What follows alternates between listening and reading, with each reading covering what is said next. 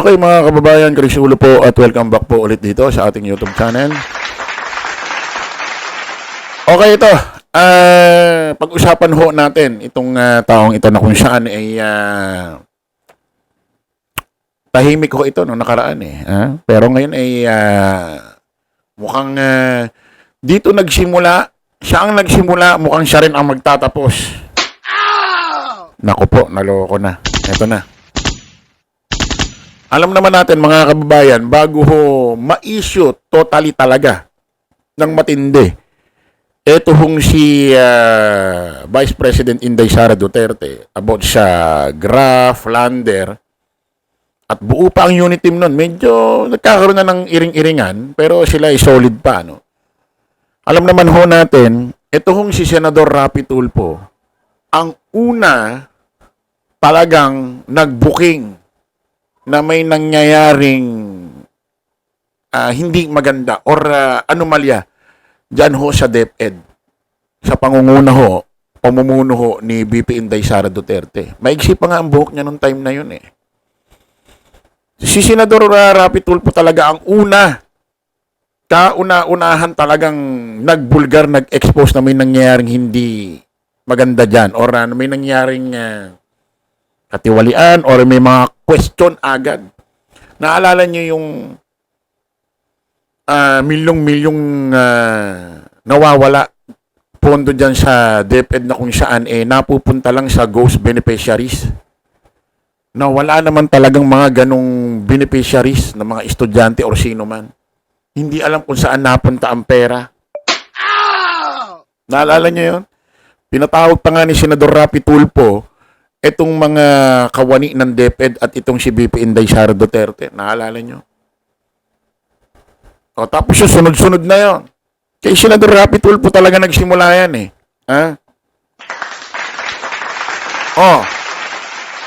Tahimik ho si Senador Rapi Tulfo nung mga nakaraan pa sa issue ng isyong Flander Graph kay VP Inday Sara Duterte. Diyan sa pondo ng OBP at pondo ng DepEd. Pero ito na. Simula na. Ano ba to? DD sheet ba ito versus DDS na? Kasi alam naman natin si Senador Rapi Tulfo, ang kanyang mga follower, taga-subaybay, mga nagmamahal dyan. Walang kulay eh. Walang, ibig sabihin, yung mga nagmamahal dyan, supporter niyan, walang limit. May loyalista, may dilaw, may kakamping, may DD sheet, may DDS. Baka kasi yung DDS sa DD sheet, yung DDS medyo open-minded pa yon na babalanse pa nilang mga tama at mali. Itong mga DD sheet, wala na ito. Talagang ang utak nito pinanganak na maliit. Hanggang ngayon, maliit pa rin. Hindi nag-expand ang mga potent. Pakinggan niyo si Senador Rapi Tulfo about dito sa isyung impeachment trial. Impeachment para mabigyan natin pagkakataon. What's important to me is matutuloy yung impeachment. And gustong-gusto ko matuloy yung impeachment para mabigyan natin pagkakataon si VP Sara na maisabi niya yung kanyang side. Mas maganda 'di ba ma-clear niya yung name niya sa pamagitan ng pagdidepensa niya doon sa impeachment at mapapatunayan na inosente siya as opposed to yung mababasura before na magkaroon ng hearing sa impeachment. Happy word. Maliwanag yan mga kababayan. According kay Senador Idol Rapi Tulfo. Most important sa kanya matuloy ang impeachment trial. Gustong-gusto niyang matuloy ang impeachment trial. Narinig mo? Pusit tuloy. Naintindihan mo, narinig mo, VP Inday Sara Duterte. According kay Senador Rapi Tulfo, most important to me, gusto kong matuloy ang impeachment trial. Gustong-gusto kong matuloy.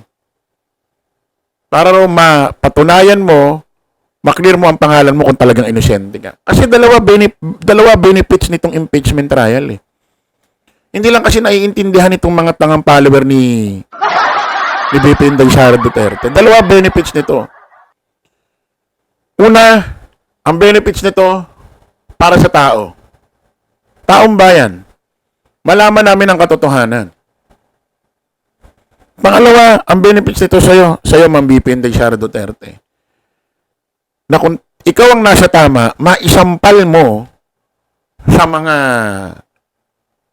Senado, sa Congress, na malaki ang hawak mong ebidensya katibayan na ito ay mga paninira lamang. Na? At karapatan ng taong bayan malaman ito. Nagtataka nga ako sa mga aliporis mo Ma'am BP. Sila Robin, sila Bato, sila Bongo, gusto nilang mabasura ito. Itong kasong ito. Gusto nilang ma-dismiss. At hindi mo raw alam itong ginagawa nila. Sabi nila. Nagtataka nga ako ba't gumagawa ng hakbang itong mga aliporis nyo. Samantalang sabi mo, nung una nagpapasalamat ka at na-file na itong impeachment at masasagot mo na ng tama, masasagot mo na sa tamang panahon, lugar. At gusto mo pa ng bloodbath. Bakit gumagawa ng hakbang itong mga aliporis nyo na gusto ma-dismiss, mabasura? Hindi ba pinangungunahan ka?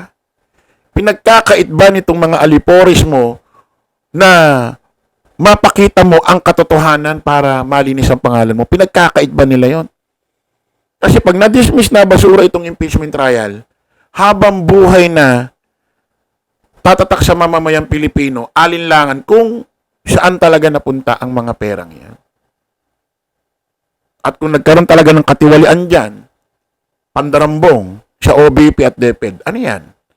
For free na lang ang pera ng taong bayan? Gano'n na lang yun? Gano'n na lang yun? For free na lang? Pinagkakait ba sa'yo ng mga tauhan nyo? Itong mga attack dog nyo dyan sa Senado?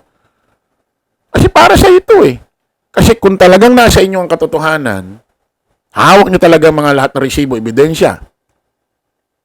Di ba dapat kayo pa nga yung excited dito sa impeachment trial na ito para mapahiya ang Congress na mga pumirma dyan, ang Senado, at mapahiya ang ibang netizen na talagang nag-aalangan sa'yo, nag-iisip ng di maganda? Hindi ba kayo excited sa gano'n? Bakit itong mga tao mo gustong ma-dismiss, mabasura? At ikaw, after mo sabi mong mabuti na i-file na ganyan, ilang araw nakalipas, nag-file ka sa Korte Suprema para mapawalang bisa ang mga mambabatas, congressman na pumirma doon sa impeachment. So pag napawalang bisa yon, hindi na may impeachment trial sa Senado yan, napawalang bisa na So bakit ka nagpapasalamat? Nag-file ka naman pala para mapawalang bisa yung mga pumirma dyan. Tapos hindi mo pa raw alam ginagawang hakbang ng mga senador nyo. So, ano ito? Ano ito? Palakas loob? Para kunyari, kayo ang sakalam, kayo ang hawak nyo lahat ng ebidensya na magsasabi na wala kayong kasalanan or ikaw?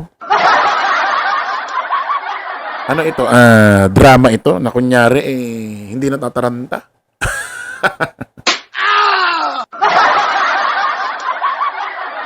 So,